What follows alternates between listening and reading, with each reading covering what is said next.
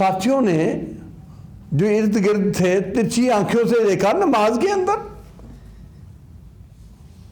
وہ کہنے لگا واہ سکلا امیاکم، اور تمہاری مائیں تمہیں روئیں، تمہیں کیا ہے کہ مجھے گھور گھور کر دیکھتے ہو نماز کے اندر ہی. ساتھیوں نے اپنے رانوں پر ہاتھ مارے، چپ کرانا چاہتے تھے. کہتے ہیں مجھے سمجھ آ گئی کہ مجھے چپ کرانا چاہ رہے ہیں، میرا جی تو نہیں کرتا تھا پر میں چپ ہو گیا. سلام پھیرا. نبی اکرم صلی اللہ علیہ وسلم نے پوچھا ادھر آؤ بھائی، ان هذه الصلاة لا تصلح لکلام الناس انما هي ذکر اللہ وتلاوت القرآن. فرمایا بھائی یہ نماز کے اندر دنیاوی باتیں نہیں کرتے، ایک دوسرے سے باتیں نہیں کرتے. مخاطب ہو کے میں آپ سے بات کروں، آپ مجھ سے بات کریں، جیسا یرحمک اللہ، اللہ تیرے اوپر رحمت کرے، اس طرح کی باتیں لا تصلح للصلاۃ فی الصلاۃ، نماز میں یہ درست نہیں. یہ نماز تو اللہ کے ذکر کے لیے ہے. نماز میں کرنا کیا ہے؟ اللہ کا ذکر، اور پڑھنا ہے قرآن. وہ صحابی معاویہ بن حکم السلمی رضی اللہ تعالی عنہ بعد میں ایک بیان کرتے ہیں، بلکہ جب یہ انداز دیکھا کہ صحابہ نے گھورا، ڈانٹا، اس کو نامناسب طریقے سے چپ کرایا، محمد کریم صلی اللہ علیہ وسلم نے انتہائی پیار سے سمجھا دیا. کہنے لگا واللہ ما رأیت معلما قط احسن رسول اللہ صلی اللہ علیہ وسلم واللہ ما ضربنی ولا قہرنی. اللہ کی قسم میں نے سرور گرامی جیسا معلم کوئی دیکھا ہی نہیں. نہ مجھے ڈانٹا، نہ مجھے برا بھلا کہا، نہ مجھے مارا، نہ پیٹا. محبت سے فرمایا کہ یہ نماز ان کاموں کے لیے بھائی نہیں ہوتی. ان هذه الصلاة لا تصلح. اب اس کا اثر آپ اندازہ لگائیں. ہمارا جو مطلوب ہے اس حدیث سے وہ یہ ہے کہ اس میں باتیں تو نہیں کرنا، تو کرنا کیا ہے؟ ذکر اللہ، قراءت القرآن، اللہ کا ذکر اور قراءت قرآن ہے. معلوم ہوا کہ یہ سم بکم بن کے ہاتھ باندھ لینے، کھڑے رہنا، یا اسی طرح لفظ ادا کرنے اور اچھی طریقے سے نہ کرنے، یا ذکر کرنا اور تھوڑا بطور نام کے ذکر کرنا، اچھی طرح ذکر نہ کرنا، یہ مجرموں کی نماز ہے. اور ایسی نماز بسا اوقات انسان کے لیے عذاب کا باعث بن جائے گی، نجات کا باعث نہیں بنے گی.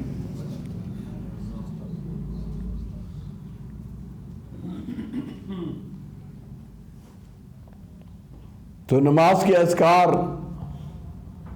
وہ بھی ایسے نہیں کہ طوطے کی طرح رٹے ہوئے الفاظ منہ سے دہرا دیے جائیں، ہرگز نہیں.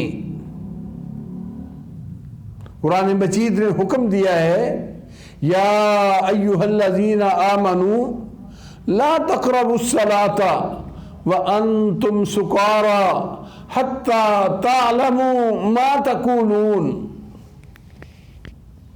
ایمان والو، جب نشے کی حالت میں ہو، اس وقت جب شراب حرام نہیں ہوئی تھی، جب نشے کی حالت میں ہو، نماز نہ پڑھو، نماز کے قریب بھی نہ جاؤ.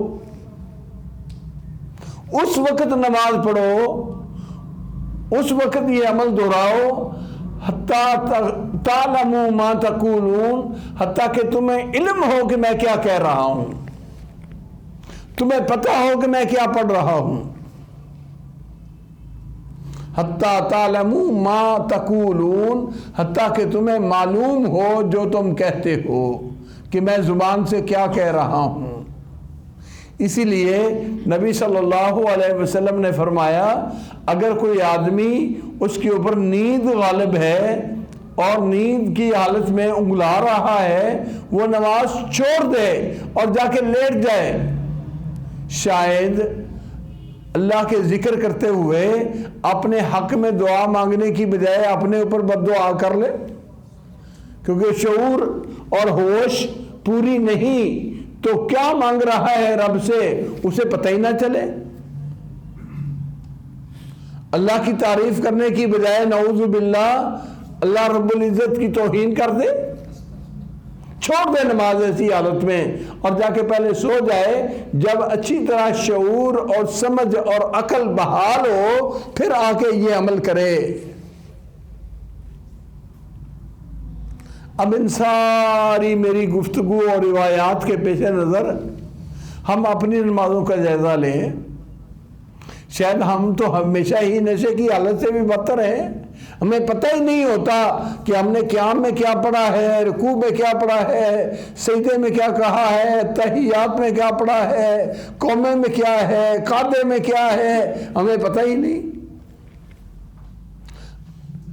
طوطے کی طرف لفظ رٹے ہوئے ہیں اور وہ بھی چلو اگر صحیح ادائے کر لیں تو چلو کسی حد تک اکثر کی ادائیگی ان الفاظ کے لیے بھی صحیح نہیں، اور معنی کا تو 90% آدمیوں کو پتہ نہیں کہ ہم کیا کہہ رہے ہیں۔ اور یہی وجہ ہے کہ جب ہمیں شعور ہی نہیں ہوتا کہ ہم کیا کہہ رہے ہیں اور یہاں کی تقاضا کیا ہے، نبی صلی اللہ علیہ وسلم اس مقام پر کیا کرتے تھے، تو ہماری نماز بھاگم دوڑ ہوتی ہے، ٹکرے مارنے والی ہوتی ہے۔ اگر ہمیں شعور ہو کہ نماز کا ہم سے تقاضا کیا ہے، ہم کر کیا رہے ہیں، اور نبی صلی اللہ علیہ وسلم کی اس مقام پر سنت اور تعلیم کیا ہے، ممکن نہیں کہ کوئی آدمی اس کے خلاف نماز پڑھ جائے۔ یہ جہالت ہے، اس جہالت نے ہمیں اندھا کیا ہوا ہے اور اس کی وجہ سے ہماری عبادت کے سرور وہ ختم ہو گئے ہیں۔ وہ ہمیں علم نہیں کہ ہماری عبادت کا ہم سے کیا مطالبہ ہے، اس لیے ہمیں چاہیے کہ ان تمام چیزوں کو سیکھنا چاہیے، اور ہم نماز کے اذکار شروع سے لے کے بیان کریں گے تاکہ ہمیں پتہ چل جائے کہ نماز میں کس کس مقام پر کیا کیا ہم سے تقاضا ہے اور ہم وہاں کیا انداز اختیار کریں۔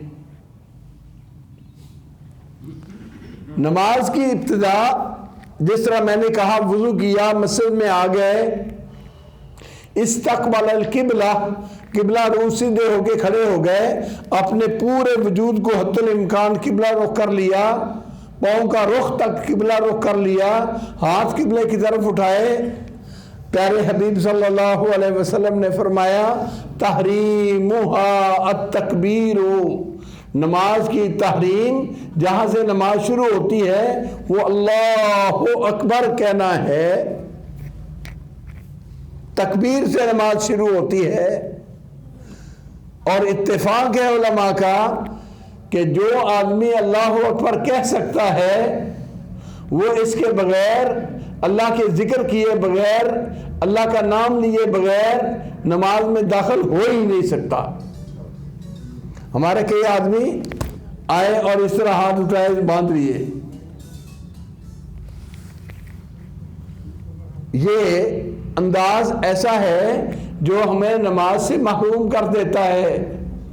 ہاں ایک ہلکا سا اختلاف ہے کہ عربی زبان میں نہ صحیح کسی زبان میں کوئی آدمی بندہ کلمہ اللہ کی تعریف کا کہہ لے تو نماز شروع کرنی جائز ہے یا نہیں، میں اس بحث میں پڑھتا نہیں، وہ بھی جائز نہیں۔ نبی اکرم صلی اللہ علیہ وسلم کی پوری زندگی کی نماز، پوری زندگی میں نفل یا فرض اللہ اکبر کے کلمے کے بغیر کسی اور کلمے سے شروع نہیں ہوئے۔ اللہ اکبر سے نماز کا آغاز ہے، اللہ اکبر۔ اور علماء نے لکھا ہے کہ یہ کلمہ کہتے ہوئے ہاتھ اٹھانا، رفع یدین کرنا، اس کا مطلب کیا ہے؟ یہ اللہ کے سامنے ایک طرح کا سلنڈر ہونا ہے کہ اللہ میں تیرے سامنے سلنڈر ہوں، جو تیرا حکم ہے اس کو ماننے کے لیے تیار ہوں، نہ میری ذات نہ میری اوقات، میں اپنے آپ کو تیرے سامنے نچاور کرتا ہوں۔ ہاتھ جو اٹھا لیے تو مانا یہ کہ اللہ میں دنیا سے کٹ کے اب تیرے دربار میں آ گیا ہوں۔ اب آئے ہم اس اللہ اکبر۔ آپ دیکھیے یہ عمل ابتدا ہی میں کتنا چھوٹا ہے، اور ہم کرنے والے کس طرح کوتاہی سے یہ عمل بجا لاتے ہیں۔ نماز کا نتیجہ کیا نکلے گا؟ آپ صلی اللہ علیہ وسلم کی ایک نماز بھی ایسی نہیں کہ آپ نے اطمینان کے بغیر یہ کلمہ کہا ہو۔ آپ قبلہ وہ کھڑے ہو گئے اور کھڑے ہو کر اس طرح ہاتھ اٹھائے قبلے رخ اور انگلیاں سیدھی کی، اللہ اکبر، اللہ سب سے بڑا ہے۔ حضرت امام زین العابدین کا تو یہاں تک ہے کہ جب وہ نماز کے لیے کھڑے ہوتے تھے رنگ بدل جاتا تھا، رنگ بدل جاتا تھا، رنگ پیلا پڑ جاتا، زرد ہو جاتا۔ لوگ پوچھتے ہیں کہ حضرت کیوں ایسا کرتے ہو، کیا ہو جاتا ہے آپ کو؟ فرمانے لگا مالک کے دربار میں جا رہا ہوں، پتہ نہیں وہ مجھے قبول بھی کرتا ہے یا نہیں۔ جو اہل اللہ تھے ان کی کیفیت یہ ہے، ہم کس قدر اللہ سے بیگانے ہیں اور ہماری کیفیت یہ ہے۔ اگر امام کے ساتھ ہے تو امام کے اللہ اکبر کے ساتھ ہی شریک ہو جانا، یعنی اللہ اکبر امام نے کہا ہے تو اس کے بعد اس کی اقتداء میں اللہ اکبر کہہ کے نماز میں شریک ہونا، یہ تکبیر تحریمہ میں سے شریک ہونا ہے، اور یہ بڑے اجر و ثواب کا حامل ہے۔ اس کے بعد اللہ کی تعریف کرنی ہے،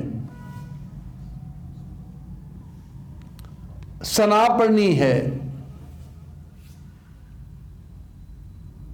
کھڑے ہو کے اللہ کی سب سے پہلے ثنا پڑھنی ہے۔ اب کیا ہے، صحیح بخاری کی حدیث، حضرت ابو ہریرہ رضی اللہ تعالیٰ عنہ راوی ہیں، کہتے ہیں میں نے پوچھا نبی صلی اللہ علیہ وسلم کو، یا رسول اللہ صلی اللہ علیہ وسلم، آپ اللہ اکبر کہہ کر کچھ دیر چپ رہتے ہیں اور اس کے بعد تلاوت فرماتے ہیں سورۃ فاتحہ وغیرہ کی، ما تقول فی سکوتک یا رسول اللہ صلی اللہ علیہ وسلم، جو اپنے چپ رہنے کا وقت ہے اس میں کیا پڑھتے ہیں جو ہمیں سنائی نہیں دیتا؟ آپ ایسا چپ ہوتے ہیں، اس چپ میں کیا پڑھتے ہیں؟ صحابہ کی جستجو، دین سیکھنے کے لیے جستجو کس قدر ضروری تھی اور بڑی تھی کہ آپ اللہ اکبر کہہ کے کچھ دیر چپ رہے ہیں، قرات بعد میں ٹھہر کے شروع کی ہے تو کچھ نہ کچھ تو پڑھا ہوگا نا۔ ما تقول فی سکوتک، آپ تکبیر تحریمہ کہنے کے بعد جو چپ کھڑے ہوتے ہیں اپنی چپ میں کیا پڑھتے ہیں؟ آپ نے فرمایا اقول، میں کہتا ہوں، میں پڑھتا ہوں، اللہم باعد بینی و بین خطایای کما باعدت بین المشرق والمغرب۔ اللہ مجھ سے میرے گناہوں کو اتنا دور کر دے جتنا مشرق سے مغرب دور ہے۔ جس طرح مشرق مغرب کے درمیان فرق ہے، اللہ میرے گناہوں کو مجھ سے اتنا دور کر دے۔ حالانکہ نبی اکرم صلی اللہ علیہ وسلم کے بارے میں اللہ نے اعلان کر دیا کہ اے میرے محبوب، ہم نے تجھے گناہوں سے پاک کر دیا ہے، پھر بھی یہ انداز، اور ہم جو ابھی گناہ کر کے آ رہے ہوتے ہیں ہمیں کوئی ڈر نہیں۔ اللہم باعد بینی اے اللہ دوری ڈال دے میرے درمیان و بین خطایا اور میرے گناہوں کے درمیان، کما باعدت بین المشرق والمغرب جیسے تو نے دوری ڈالی ہے مشرق اور مغرب کے درمیان۔ اللہم نقنی من الخطایا کما ینقی الثوب الابیض من الدنس، اللہ مجھے گناہوں سے صاف کر دے جس طرح سفید کپڑا میل کچیل سے صاف کیا جاتا ہے۔ علماء نے لکھا ہے کہ یہ کپڑا دھونے میں سفید کو کیوں ذکر کیا؟ اس لیے کہ سفید کپڑے میں میل کچیل یا داغ دھبا فوری نظر آ جاتا ہے، اس کو دھونے میں اہتمام کیا جاتا ہے، اس کو صاف کرنے والا اس وقت تک اس کو صاف نہیں سمجھتا جب تک اس کے داغ دھبے اتر نہ جائیں۔ وَنَقِّنِي مِنَ الْخَطَايَا اور صاف کر دے، تنقیہ نقاء کا معنی ہوتا ہے، نقیہ کا معنی صاف ستھرا عمدہ، اللہ مجھے اس طرح صاف ستھرا کر دے جس طرح کہ سفید کپڑا میل سے صاف کیا جاتا ہے۔ اللہم اغسل خطایا بالماء والثلج والبرد، اللہ میرے گناہوں کو دھو دے پانی کے ساتھ، اولوں کے ساتھ اور برف کے ساتھ۔ اللہم اغسل خطایا، اللہ میرے گناہوں کو معاف دھو دے، بالماء پانی کے ساتھ، والبرد اولے جو آسمان سے اولوں کی شکل میں گرتی ہے برف وہ، والثلج اور برف سے۔ عام طور پر تو یہ بھی پانی جس سے صفائی کی جاتی ہے وہ گرم ہوتا ہے، اور یہاں نبی صلی اللہ علیہ وسلم نے جن چیزوں کا نام لیا ہے وہ ساری کے ساری انتہائی ٹھنڈی ہیں،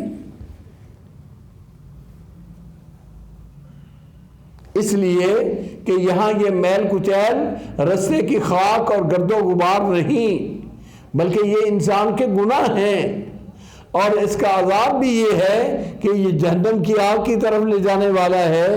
تو اس کی مناسبت سے چیزوں کے ٹھنڈے ہونے کا بھی ذکر کیا کہ ان ٹھنڈی چیزوں سے میرے اللہ میری جہنم کو بجھا دے۔ علماء نے یہ بات توجیہ بھی کی ہے۔ ہمارے ایک شیخ تھے مولانا داود مدنی صاحب رحمۃ اللہ علیہ، جامعہ کے استاد تھے، اللہ ان کی قبر کو منور فرمائے۔ وہ فرماتے تھے کہ اور ہم نے یہ اور ساتھیوں سے بھی سنا ہے کہ وہ علاقے جو پہاڑی ہیں جہاں برف باری ہوتی ہے، جب برف باری ہوتی ہے تو کہتے ہیں یہ رضائی وغیرہ دھونے کے لیے اوپر زور زور سے پٹخ دینا کافی ہوتا ہے، کپڑا گیلا بھی نہیں ہوتا، میل بھی نکل جاتی ہے۔ رضائی گیلی بھی نہیں ہوتی لیکن برف کے اوپر پٹخنے سے وہ برف کے اوپر اس کی ساری میل جمع ہو جاتی ہے، اتر نکل جاتی ہے اور کپڑا بھی صاف ہو جاتا ہے۔ شاید ہمیں اسی حکمت کا علم نہ ہو جو اللہ کے نبی صلی اللہ علیہ وسلم کو معلوم تھی کہ آپ نے یہ فرمایا اللہم اغسل خطایا بالماء والثلج والبرد، اللہ میرے کپڑوں کو میرے گناہوں کو دھو دے پانی، برف اور اولوں کے ساتھ۔ تو حقاً جس طرح نبی صلی اللہ علیہ وسلم نے فرمایا، آپ نے ابو ہریرہ کو یہ دعا سکھائی کہ ابو ہریرہ میں جب چپ ہوتا ہوں تو یہ پڑھتا ہوں، کھڑا ہوتے ہوئے ایسے خاموش وقت نہیں ضائع کر رہے بلکہ اس میں کیا کر رہے ہیں؟ یہ ذکر۔ اسی طرح دوسری حدیث میں ہے کہ آپ صلی اللہ علیہ وسلم نے فرمایا کہ یعنی کوئی آدمی نماز، یا حضرت عائشہ غالباً بیان کرتی ہیں کہ آپ اپنی نماز کو شروع کرتے سبحانک اللہم وبحمدک وتبارک اسمک وتعالی جدک ولا الہ غیرک سبحانک سبحانک اللہم وبحمدک سبحانک اے اللہ تو پاک، میں تیری پاکی بیان کرتا ہوں تیری تعریف کے ساتھ، تیری حمد کے ساتھ، وتبارک اسمک اللہ تیرا نام بڑا بابرکت ہے، وتعالی جدک اور اللہ تیری شان بڑی بلند ہے، ولا الہ غیرک اللہ تیرے سوا کوئی اور معبود بھی نہیں، تیرے سوا کوئی اور معبود بھی نہیں۔ آپ صلی اللہ علیہ وسلم یہ دعا پڑھتے۔ بھئی تہجد کی نماز میں تو آپ سے بڑے ہی ذکر ثابت ہیں، ان تمام اذکار کا بیان کرنا وہ مطلوب نہیں ہے، یہاں صرف میں نے یہ دعاؤں کا انتخاب کیا کہ یہ دو دعائیں جو ہمارے عام معروف ہیں یہ تو محبت سے ادا کرے، یہ تو پورے صحیح سلوک سے ادا کرے اور اس کے معانی کی طرف توجہ دے کہ ان کے اندر معانی کیا سموئے ہوئے ہیں، تاکہ احساس ہو کہ میں جو کلمہ پڑھ رہا ہوں اس کلمے سے مجھے ملے گا کیا، یا میں نے جو اللہ رب العزت کی تعریف کا کلمہ کہا ہے وہ تعریف کا کلمہ کیا ہے، کتنا بلند شان والا ہے، کتنی عظمت والا ہے، اس میں میرے لیے کتنا فائدہ ہے۔ تو اس لیے یہ ہمارا انداز ایسے ہونا چاہیے، ایک تو محبت سے اذکار یاد کرنے، ان کے معانی کو سمجھنا، حتیٰ تعلموا ما تقولون، حتیٰ کہ تمہیں علم ہو کہ تم کیا پڑھ رہے ہو، کیا کہہ رہے ہو، ان کی طرف توجہ دینا۔ اگر ہم اس طرح کریں گے تو اس کا بہت بڑا فائدہ یہ ہوگا کہ نماز کے وسوسے اور نماز میں پیدا ہونے والے خیالات چھٹ جائیں گے، نماز کے وسوسوں سے جان چھوٹ جائے گی کہ نماز شروع کی، کبھی لندن پہنچا اور کبھی کہیں پہنچا، یہ ساری جان چھوٹ جائے گی، کیونکہ اس کا دھیان اور توجہ پوری کی پوری ادھر ہوگی۔ شیخ ذاکر نائک اللہ اس کی حفاظت فرمائے، ان کو اللہ رب العزت اپنے بے پناہ خزانوں سے اپنی حفاظت میں رکھے اور ان کے مشن کو اللہ تا حیات اور تا دیر تک قائم رکھے۔ فرماتے ہیں کہ اللہ رب العزت نے دماغ انسان کا جو بنایا ہے ایسا ہے، یا تو آپ اس کو مشغول کریں، اگر یہ مشغول نہ کریں گے تو خود مشغول ہو جائے گا۔ اپنے دماغ کو آپ مشغول کر لیں، اگر مشغول نہیں کریں گے تو خود بخود یہ کسی کام میں مشغول ہو جائے گا۔ جب آپ کو مشغولیت کا پتہ ہی نہیں، ایسے آئے کھڑے امام کے پیچھے، دماغ بالکل خالی ہے، تو پھر دماغ نے تو سیر کرنی ہے، اس کے اندر تو خیالات پیدا ہونے ہیں۔ تو کیوں نہ ہو ہم اپنے دماغ کو اس وقت ان کلمات سے اٹیچ کریں، ان کلمات سے جوڑیں کہ میں کیا پڑھ رہا ہوں، تو نہ خالی جگہ ہوگی نہ وہاں خیالات پیدا ہوں گے۔ بہت بڑی حکمت اور بہت بڑی دانائی کی بات انہوں نے کہی کہ اپنے دماغ کو، یہ ایک ایسی نعمت ہے اللہ کی، ایسی مشغول چلنے والی مشین ہے کہ یہ ہمیشہ چلتی ہے، اگر آپ چلا لیں تو ٹھیک ہے، نہیں تو وہ خود چل جائے گی کسی طرف، پھر آپ کا نفع ہو یا آپ کا نقصان ہو۔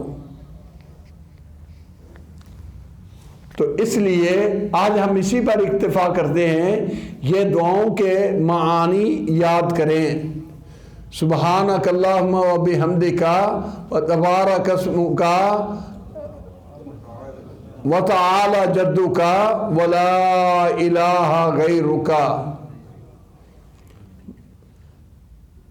سبحانک کا معنی ہے اللہ میں تیری پاکی بیان کرتا ہوں۔ اے اسبح سبحانہ کا معنی اس طرح کریں گے، اللہ میں تیری تعریف کرتا ہوں، تیری پاکی بیان کرتا ہوں۔ تیری پاکی بیان کرنا تیری حمد کے ساتھ، وبحمدک تیری حمد کے ساتھ، وتعالی تعالی جدک اور وتبارک اسمک اللہ تیرا نام بڑا بابرکت، وتعالی جدک اور اللہ تیری شان بڑی اعلیٰ، ولا الہ غیرک اور تیرے سوا کوئی عبادت کے حقدار نہیں جس کے سامنے میں ہاتھ باندھ کے کھڑے ہوں اور جس کی تعریفیں اس طرح کروں۔ یہ صرف تو ہی ہے اور یہ میرا قیام تیرے ہی لیے ہے اور میری حمد و ثنا تیرے ہی لیے ہے۔ اللہ ہمیں توفیق عطا فرمائے اور ان دعاؤں کو اللہ ہمارے دل میں اتار دے اور اپنے عمل کا حصہ بنا دے۔ وآخر دعوانا ان الحمد للہ رب العالمین۔